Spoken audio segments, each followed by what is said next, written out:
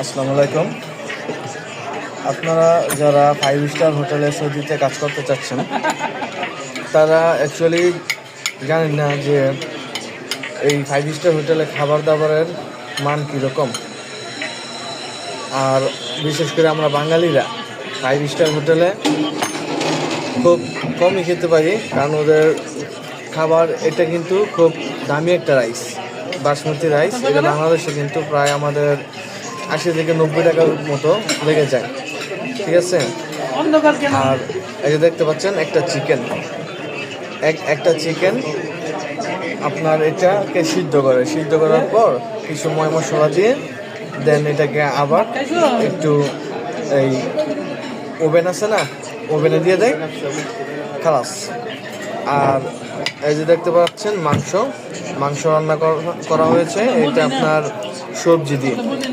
সবজিটাকে আপনার ব্লেন্ড করে তারপরে মাংসটাকে রান্না করা হয়। আর ওদের রান্নাটা কিন্তু স্পাইসি হয় না, আর এটা কিন্তু আমাদের জন্য খুবই উপকার, ঠিক আছে। আমাদের পেটে কোনো সমস্যা হয় না।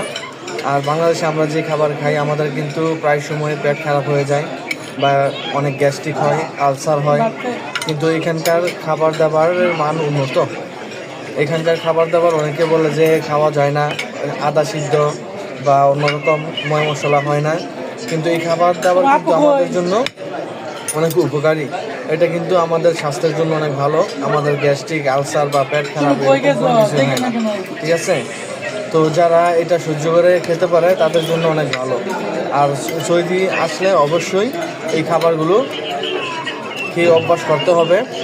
আর এরা জাল খায় না, জাল না খাওয়া অভ্যাস করতে হবে, ঠিক আছে।